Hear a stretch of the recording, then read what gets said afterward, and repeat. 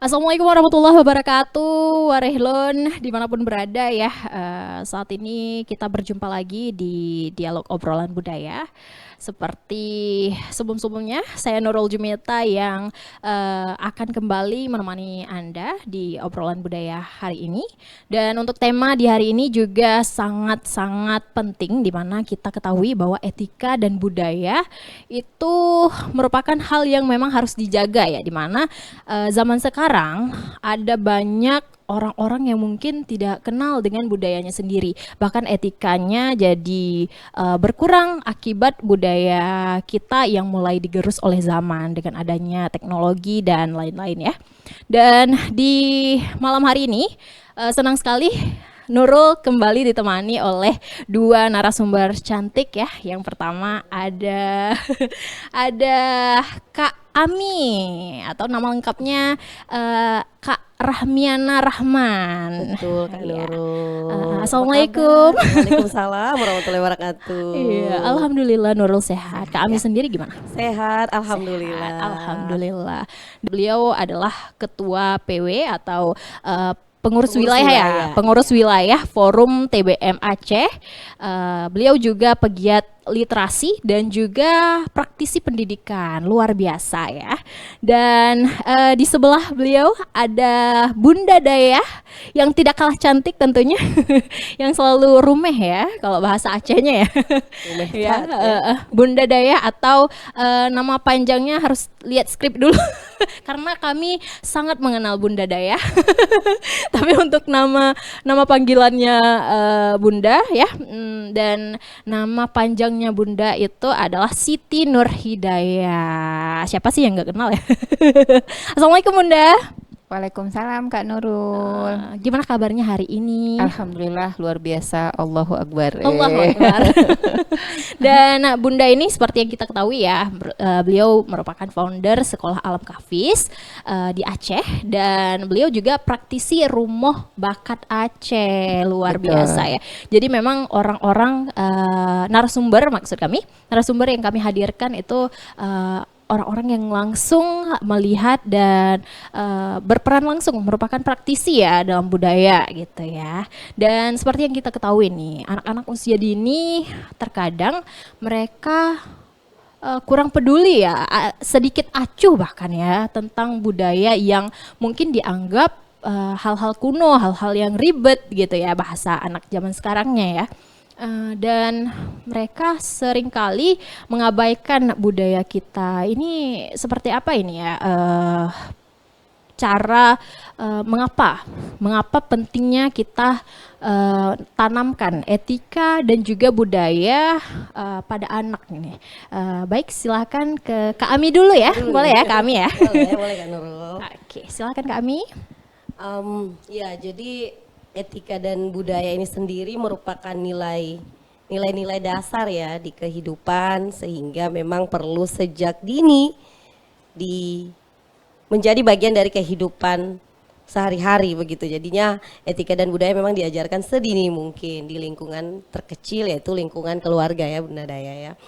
Mengapa? Ya karena ini adalah pondasi dasarnya kemudian lahirnya nanti karakter-karakter yang memenuhi peradaban ini dengan karakter-karakter positif Kak Nurul. Betul. Gitu. Jadi apa yang tadi dibahasain Kak Nurul ya, kita melihat berbagai kondisi di mana etika, budaya semakin tergerus zaman, itu juga merupakan dampak dari kondisi kekinian. Nah itu mungkin nanti akan kita bahas lebih jauh lagi. Jadi memang etika dan budaya perlu ditanamkan sejak dini sehingga harapannya nanti membentuk karakter-karakter positif yang kemudian mengisi kehidupan dengan baik juga tentunya gitu. Baik, itu salah satu budaya yang paling penting untuk diterapkan ini kepada anak di usia dini. Itu seperti apa tuh Kami? Jadi kalau kita ngomongin anak usia dini mungkin ini sering didengar ya, ada istilah ajarkan anak-anak sejak dini, tolong, terima kasih, maaf, 3 kata ajaib nih, bahkan ada lagunya. Haruskah aku menyanyi sih? Gitu. Jadi mulai dulu dengan hal-hal yang sesuai dengan usia mereka tentunya, dan dengan pendekatan-pendekatan anak usia dini juga, misalnya kayak tadi mengajarkan tentang 3 kata ajaib ini dengan lagu, tolong, terima kasih, maaf, sehingga ini menjadi kebiasaan-kebiasaan awal yang mereka pahami bahwa menjadi sesuatu, mengucapkan maaf itu baik loh, walaupun misalnya awalnya melakukan kesalahan, dan saya harus memiliki kesadaran untuk meminta maaf gitu. Terus Meminta maaf tidak menurunkan tidak menurunkan harga diri kita ya. betul, dan itu dipelajari loh secara sejak dini dan dengan cara yang menyenangkan juga. Terus melalui cerita-cerita gitu. Nah, menanamkan usia dini seperti itu Kak, sesuai dengan pendekatannya, tentu sesuai dengan usia anak-anak itu sendiri. Baik, luar biasa. Dan menurut Bunda sendiri nih Bunda ya, dalam pendekatan sekolah alam Kafis sendiri nih, pasti langsung berhadapan dong ya dengan anak-anak. Ini ketika mengajarkan budaya, bagaimana tanggapan anak-anak, atau mungkin bagaimana cara kita mengajarkan etika dan budaya itu kepada anak-anak? Iya, Apakah terima mudah kasih. diterima atau bagaimana? Ya, ini menarik ya, karena sebenarnya awalnya tuh kita merasa ini anak-anak bisa nggak ya dikenalkan budaya sejak dini begitu ya. Nah, ternyata riset dalam keseharian kita mendampingi siswa-siswa itu membuktikan bahwa mereka sebenarnya sangat antusias dengan hal-hal yang sifatnya budaya, apalagi mengenalkan sesuatu yang unik begitu. Nah, ada fenomena yang belakangan ini terjadi. Ini contoh karena kita tinggal di Aceh. Beberapa anak mahasiswa itu malu berbahasa Aceh. Nah, ini fenomena yang udah sering terlihat nih. Nah, ini kan menjadi PR ya, di rumah, dan juga kita sebagai pengelola lembaga pendidikan itu jadi PR juga nih. Apa yang terjadi sehingga mereka malu dengan budaya mereka sendiri.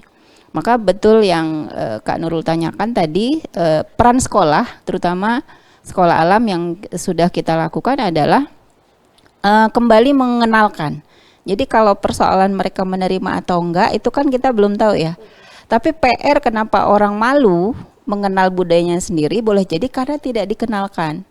Nah, jadi setelah dikenalkan, apakah dari sisi bahasa, ini contoh seperti setiap pagi itu anak-anak itu kan lari wajib keliling tuh Kak.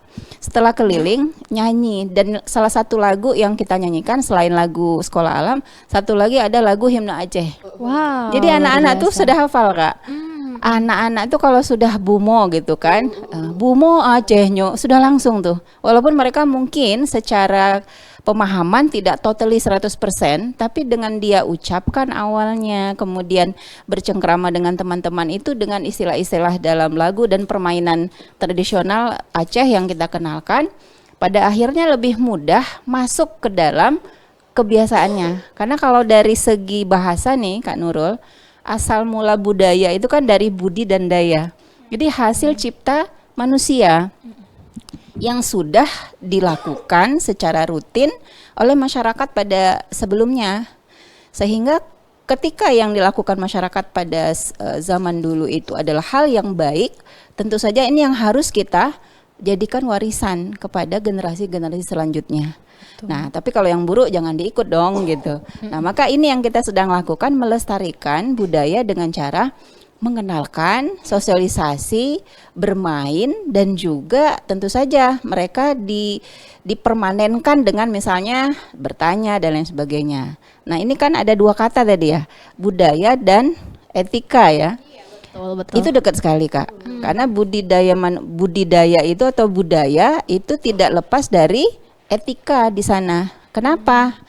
Usia anak dengan orang tuanya, anak dengan teman, kemudian di masyarakat itu nggak lepas dari bercerita, berucap gitu ya, ngobrol, cara duduk, cara bicara, minta izin ketika lewat. Maka ketika bicara budaya nggak bisa lepas dari yang namanya etika. Begitu.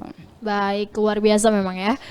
Ternyata memang penting juga ya perhatian dari lingkungan sekitar yang namanya kita menanamkan budaya dan etika kepada anak-anak ya. Apalagi di usia dini mereka masih banyak bertanya, ini kenapa?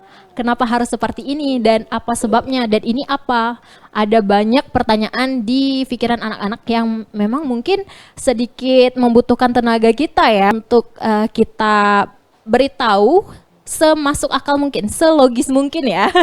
Karena terkadang anak-anak kan mereka ingin tahu lebih banyak daripada yang pernah kita ketahui bahkan ya.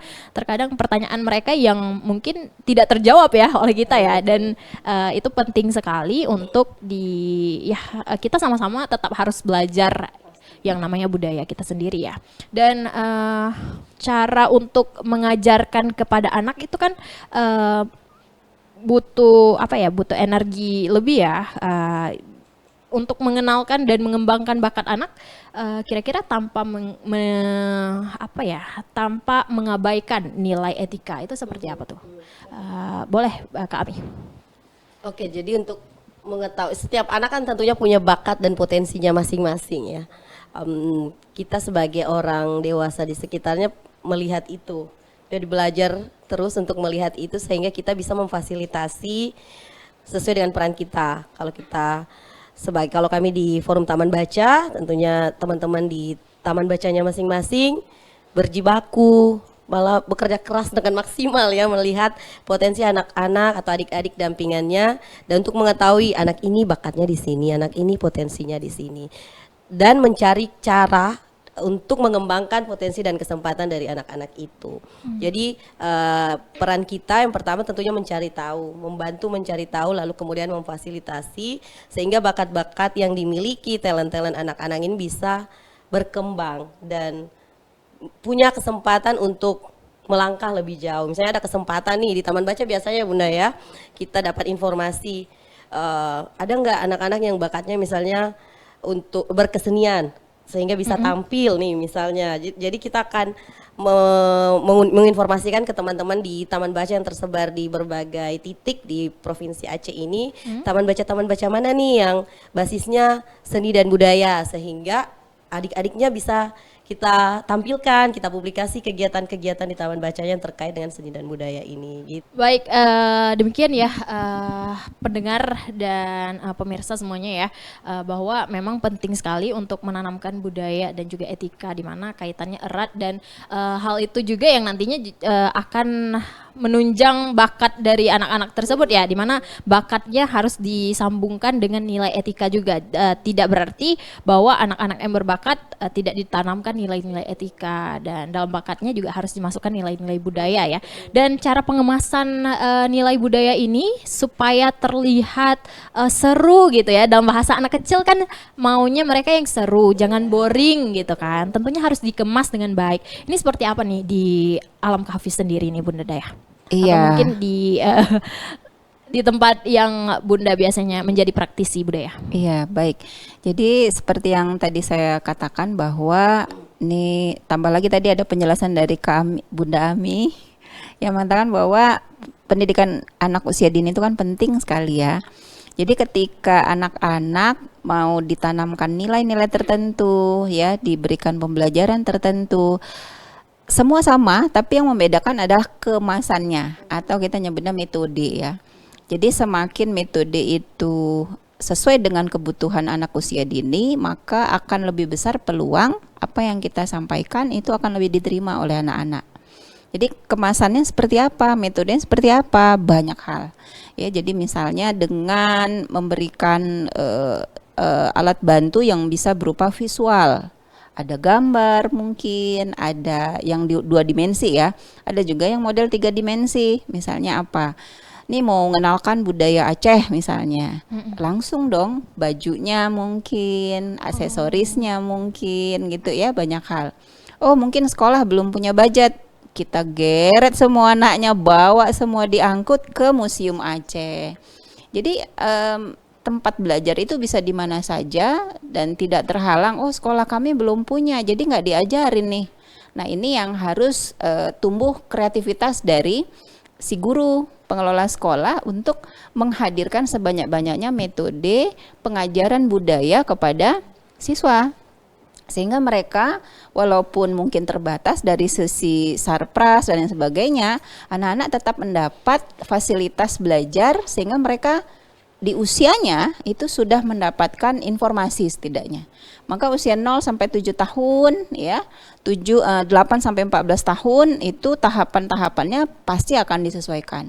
Jadi kalau tahapan 0 sampai 7 biasanya anak-anak dikenalkan budaya dengan cara apa? Bernyanyi gitu ya. Kemudian bisa bermain peran misalnya kan. Nah, ini yang membuat mereka nanti mengingat ya situasi yang menyenangkan ini sehingga nempel nih pembelajarannya begitu. Maka kalau namanya sekolah alam itu betul bahwa lebih banyak kegiatan-kegiatan kita lakukan di luar kelas ya. Jadi mereka kenal alam, mengelola alam, dan juga mereka harus tahu bakal tinggal di alam. Jadi alam dijaga supaya kita nyaman bisa hidup. Nah, kalau nggak dijaga, kita nanti akan merasakan kerusakan alam itu pada diri kita sendiri. Itu salah satu warisan budaya yang harus ditanamkan juga kepada anak-anak.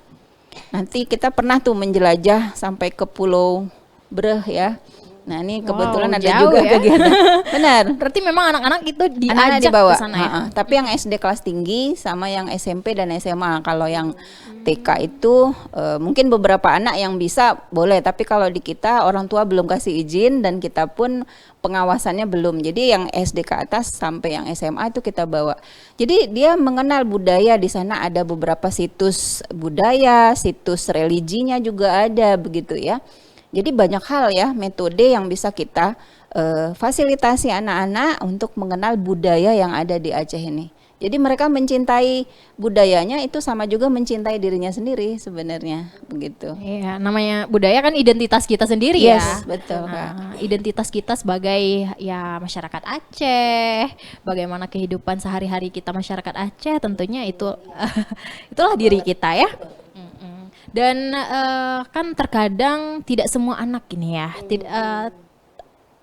proses imigrasi ini kan imigrasi itu kan terkadang mempengaruhi budaya ya, dan kadang anak-anak yang mereka ya mungkin berpindah-pindah tempatnya ngikut orang tua, jadinya harus diperkenalkan dengan budaya baru, itu tentunya butuh butuh waktu ya untuk menerima dan ya mempelajari kembali dengan budaya yang asing bagi mereka.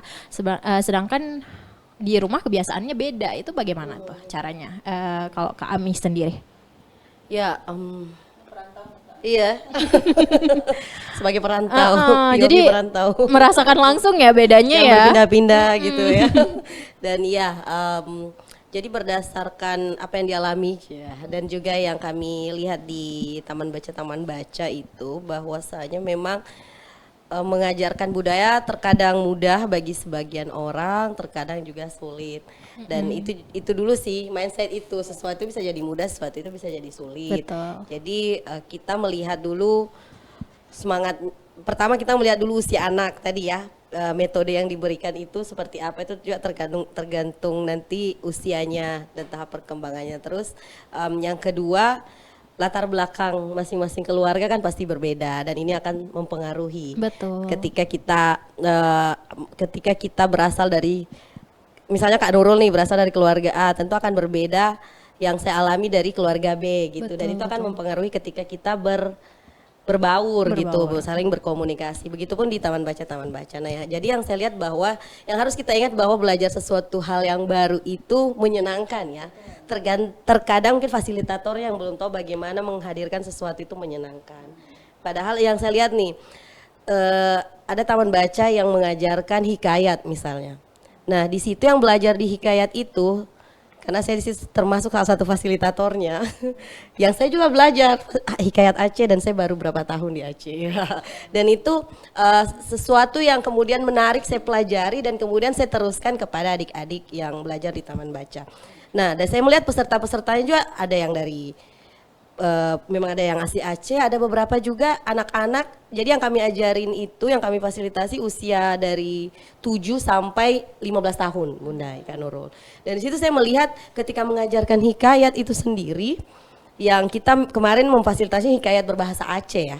Jadi kita mulai dengan pengenalan bagaimana hikayat itu, bagaimana hikayat mewarnai Aceh dulunya, tapi tentunya dengan metode yang bercerita karena rata-rata usianya masih anak-anak ya, walaupun sampai 10 tahun bahkan anak 15 tahun pun sangat suka saat kita kemas dalam metode bercerita. Nah, ketika kita dapat metodenya, mindset atau pemikiran bahwa belajar budaya baru itu menyenangkan gitu. Jadi memang dari metode yang dilakukan oleh fasilitator itu sendiri atau pengajarnya ya kalau di lembaga pendidikan. Nah, makanya fasilitator bahkan relawan-relawan sering kita ada program pengembangan kapasitas relawan, pengembangan kapasitas fasilitator. Disitulah penting melihat bagaimana sih kita mengupgrade diri sebagai relawan, sebagai tim dari Taman Baca, tim dari lembaga pendidikan ketika memfasilitasi anak-anak, termasuk memfasilitasi dalam pembelajaran budaya gitu. Berbicara masalah fasilitas nih ya, biasanya juga berkaitan dengan teknologi ya kan, dimana teknologi ini di dalam sebuah gadget kita katakan saja sebuah gadget itu tidak hanya budaya kita yang tersedia, bahkan budaya luar juga bisa kita lihat langsung ya seperti apa. Dan sekarang kalau istilah bahasanya dunia sudah dalam genggaman begitu ya.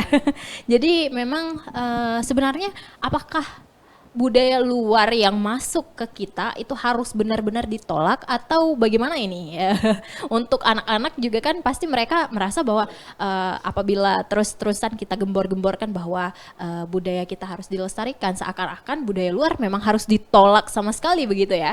Ini bagaimana nih Bunda Daya? Ya, ini menarik ya Kak Nurul, bahwa ketika hari ini berada di era globalisasi, teknologi digital begitu ya, kita dihadapkan lagi nih kondisi pertarungan pemahaman, ideologi dan pilihan-pilihan hidup ya. Betul. Tapi sebenarnya era hari ini itu cerminan dari budaya asli masyarakat kita juga. Jadi ketika dalam keseharian kita biasanya menyapa, bicara gitu ya, menyebarkan informasi, itu kita lakukan. Begitu datang era digital, kita lakukan itu juga tapi melalui genggaman. Maka sebenarnya mau era apapun yang hadir, ketika manusianya sudah melek dengan etika dasar di budayanya, maka teknologi ataupun nanti ada era hari ini AI begitu ya, itu adalah perwujudan dari perilaku masyarakat kita juga gitu. Jadi bagaimana hari-hari kita menghadapi orang ketika permisi, mengambil barang orang harus izin. Di digital juga berlaku, nggak boleh nyuri karya orang misalnya. Oh, kalau di hari-hari kita kalau berbicara harus yang sopan. Mohon maaf tidak boleh memaki misalnya atau menjelekkan atau merendahkan orang lain. Di dunia digital juga hal yang sama. Jadi ketika kita dihadapkan pada budaya orang lain yang kita lihat, oh kok lebih menarik budaya orang, pikir lagi nih, bagus enggak? Maka ketika berbicara etika, kita sedang berbicara baik buruk. Nah, kalau budaya oke, boleh pilihan begitu ya. Tapi kalau udah bicaranya etika, budaya yang mau kita ambil dari berbagai daerah, lintas negara, lintas dimensi, jatuhnya adalah mengukurnya dari sisi etikanya. Ini cocok nggak sih sama orang Aceh gitu? Cocok nggak dengan budaya Islam sebagai pondasi budaya Aceh itu sendiri gitu ya? Nah, ini yang nantinya penyaringnya adalah budaya dan etika dasar kita tadi begitu. Jadi ya mudah-mudahan kalau etika kita baik, era digital juga akan membawa pengaruh yang baik pula begitu. Baik, luar biasa.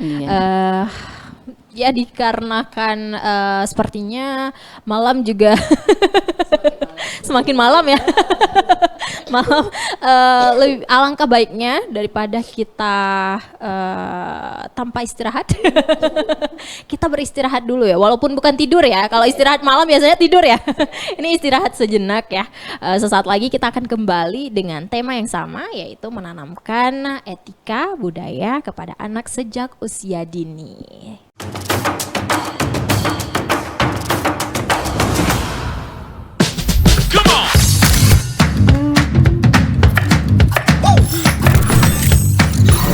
Ini baru enak.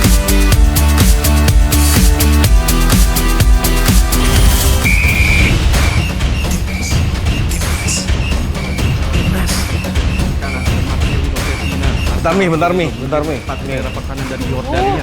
Ngapain sih Pi gua aja? Lepaskan tengah. Masuk gol. Luar biasa selesai dari Witan Sulaiman. Mami, Papi, aku baru aja diinterview di Pro 2 FM. Jadi F&B sekarang tuh macam-macam. Kalau sekarang kan kopinya udah banyak.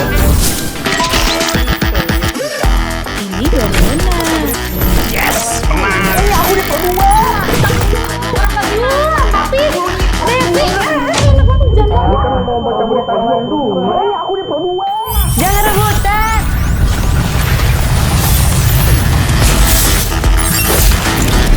Eits, jangan rebutan.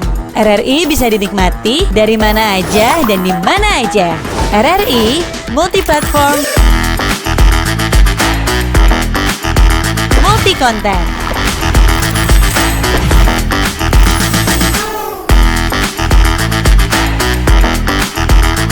RRI punya kita.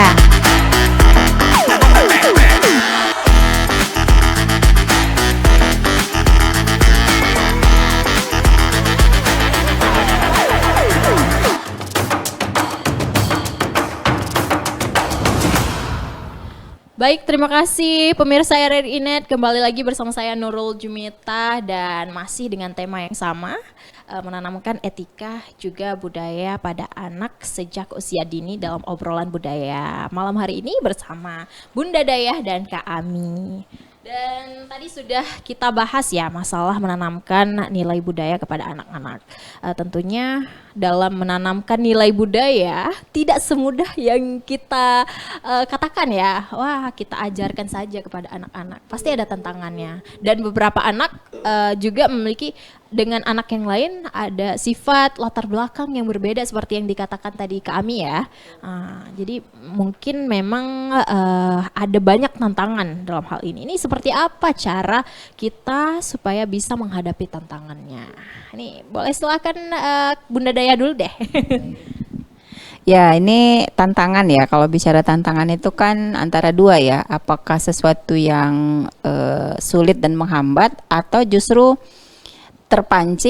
terpanggil untuk berusaha lebih keras gitu ya. Nah, jadi tantangan dalam mengenalkan budaya ini tentu tidak mudah juga gitu ya. Kenapa? Ya tadi balik lagi ke era digital ya, tantangan perbandingan budaya kita dengan budaya luar, kebiasaan-kebiasaan kita dan kebiasaan netizen maha tahu gitu ya.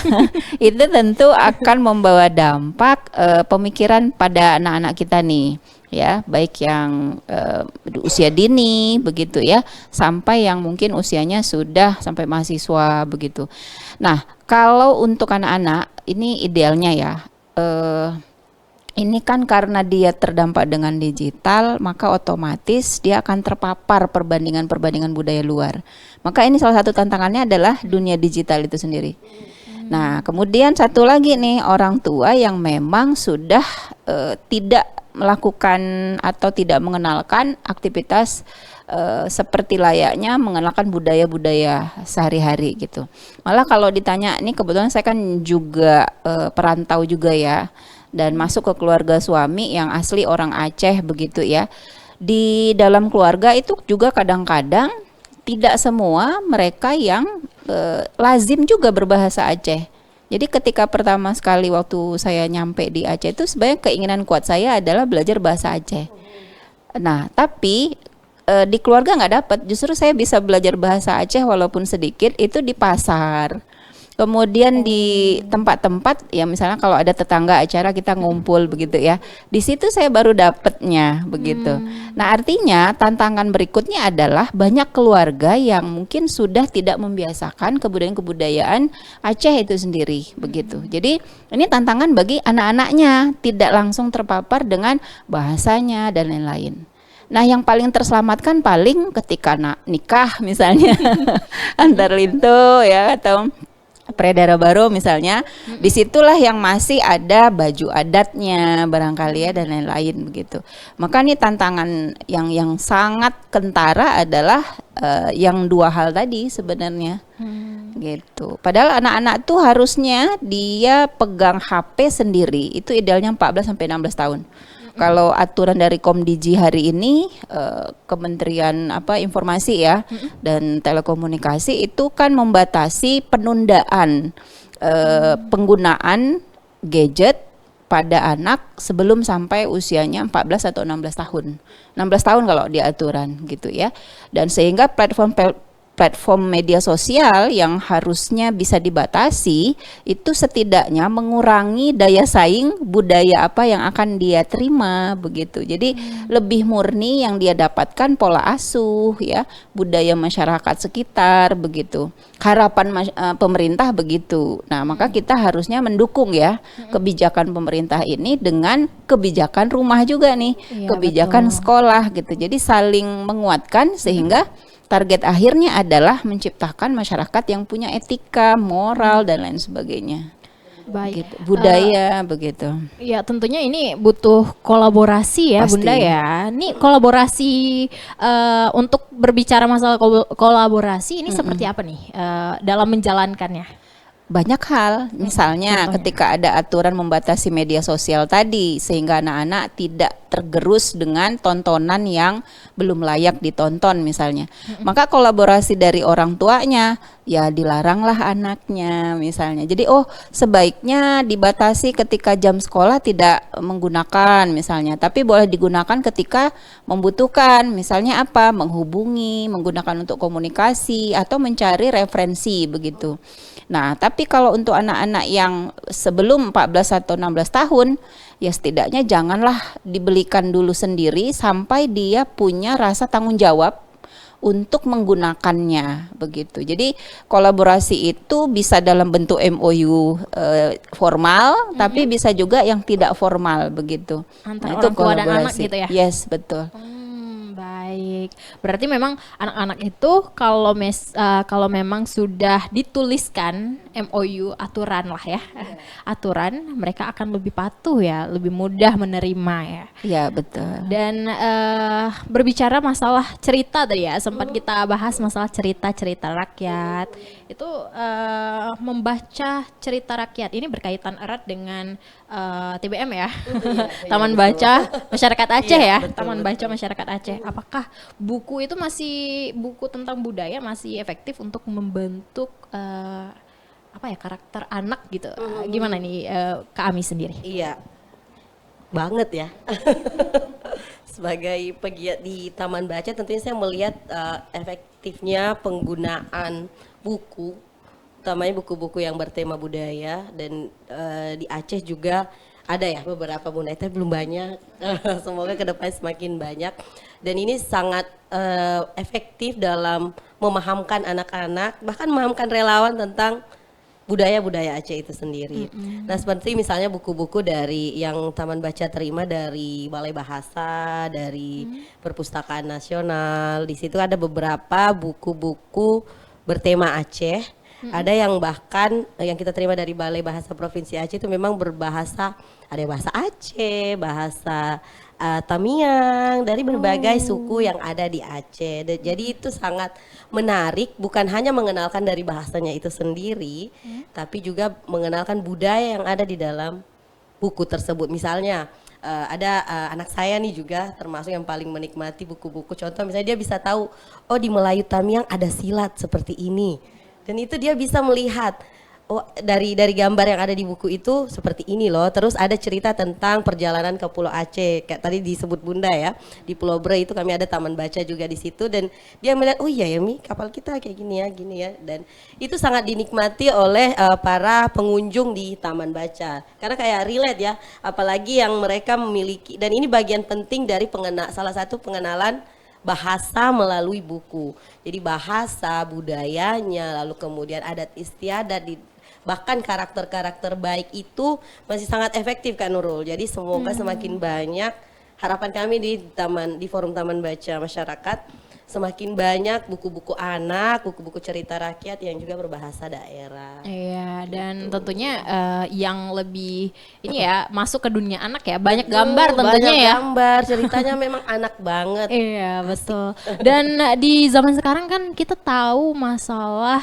bukan masalah sih ya, teknologi ya. Tantangan ya, tantangan Teknologi AI. Nah, dan ini tentunya pasti lebih mengurangi minat baca masyarakat ya jatuhnya ya, karena mereka lebih gampang untuk ya menonton langsung videonya, atau mungkin mereka kalaupun mau membaca pasti lewat gadget, lewat HP gitu. Sedangkan buku mereka tidak bisa apa-apakan gitu kan. Dan ini tentunya menjadi suatu tantangan juga ya bagi TBM Aceh ya. Dan untuk di akhir kata nih, di akhir kata, udah akhir nih ya, nggak terasa ya, waktu sudah di penghujung, dan kira-kira harapannya nih, harapan TBM sendiri atau mungkin harapan Kak Ami sendiri ini tentang menanamkan etika budaya kepada anak-anak sejak dini ini seperti apa? Ya, jadi anak-anak adalah generasi penerus bangsa ya, dan kita tentunya memiliki keinginan untuk hidup dalam kehidupan yang damai saat ini dan juga nanti, yang artinya kita perlu menanamkan pendekatan-pendekatan damai, pendekatan-pendekatan penuh kasih sayang bagi anak-anak mulai saat ini, karena mereka nanti yang menjadi pemimpin ketika dewasa nanti. Sehingga kita di Taman Baca selalu saling menguatkan bagaimana mengambil peran-peran maksimal kita, memfasilitasi berbagai pemahaman, pengembangan potensi, pengembangan karakter, sehingga kita bisa terus ambil peran. Jadi ayo sama-sama ambil peran peradaban, membentuk karakter-karakter baik, sehingga tercipta karakter-karakter baik tadi, mulai dari lingkungan kita dan harapannya untuk Aceh kita, negeri kita gitu kan Nurul. Apakah ada pesan mungkin untuk orang tua begitu ya? Silakan Saya? Kak Ami. Oh, baik. Ya, jadi untuk para orang tua, tentunya di dunia digital saat ini ada banyak tantangan ya dalam mengasuh dan mengasihi anak-anak, membesarkan anak-anak. Tapi lagi-lagi tadi dari Bunda itu tantangan ada dua opsinya, menjadi penghambat atau menjadi sesuatu yang melejitkan kita. Nah, kita ambil yang keduanya nih sebagai orang tua. Jadi kan tantangan-tantangan digitalisasi tadi sebagai sesuatu yang bisa melejitkan. Bahkan bisa jadi dengan perkembangan teknologi banyak potensi anak-anak kita yang bisa kita kembangkan. Jadi yuk mari terus belajar sebagai orang tua sehingga kita bisa membesarkan anak yang sedang tumbuh di dunia digitalisasi seperti saat ini. Baik, luar biasa. Semoga harapan dan pesannya diterima dengan baik dan juga dijalankan ya tentunya ya. Dan dari Bunda Daya sendiri kira-kira apa sih pesannya untuk orang tua di rumah mungkin ya, atau mungkin anak-anak yang sedang belajar nih masalah etika budaya, apa pesannya dan harapan-harapannya seperti apa? Silakan Bunda. Baik, ini ada dua nih yang ditargetkan pesannya kepada para orang tua. Ya, mari kita bergandengan tangan dalam mendampingi anak-anak, memfasilitasi kegiatan dan terutama menanamkan etika, moral, budaya, dan tidak bisa sendiri nih guru, karena guru adalah mitra belajar, mitra orang tua dalam mendidik dan mengasuh anak-anak. Nah, jadi para orang tua, ayo sama-sama gandengan tangan untuk melakukan kerja berat dan kerja besar ini. Jadi kerja besar dan kerja berat insya Allah akan jadi lebih ringan. Nah, untuk anak-anak muda yang pasti kamu akan menjadi suatu hari kelak menjadi orang tua nih, maka hari ini selesaikan tugasmu, misimu untuk mengenal diri dan mengenal budaya yang nantinya akan membuat kita akan bisa menjalani kehidupan yang penuh dengan nilai-nilai etika moral yang baik pula. Karena sejujurnya dan sejatinya bukan orang pintar yang bisa sukses, tapi orang yang punya etika dan menjaga budayanya, sehingga insya Allah dia akan lebih diterima di masyarakatnya. Baik. Baik, luar biasa sekali pesan dan harapannya ya dari kedua narasumber kita ini. Dan semoga acara kita hari ini ya bisa ya menjadi inspirasi baru untuk orang-orang tua di rumah atau mungkin para pegiat budaya juga ya, bahwa menanamkan etika pada anak sejak usia dini tidak kalah penting dengan menanamkan budaya ya, karena budaya dan etika itu satu kesatuan ya bisa kita bilang ya. Budaya harus diseleksi dengan etika, jadi tetap fondasinya etika. Dan pentingnya membesarkan anak bukan hanya anak-anak yang pintar secara di sekolah ya, tetapi mereka juga tahu budaya dan etikanya dalam bermasyarakat, begitu ya. Luar biasa, terima kasih untuk kita sebutkan untuk Kak Rahmiana Rahman alias Kak Ami dan juga Bunda Dayah ya alias Ibu Siti Nurhidayah. Ya, sama-sama Kak Nurul. Dan atas waktunya, semoga berkah juga ilmunya. Semoga makin sukses untuk ya kegiatan keduanya ya. Dan terima kasih semuanya yang sudah memantau, mendengarkan siaran obrolan budaya kita hari ini. Sampai jumpa di lain kesempatan. Wassalamualaikum warahmatullahi wabarakatuh.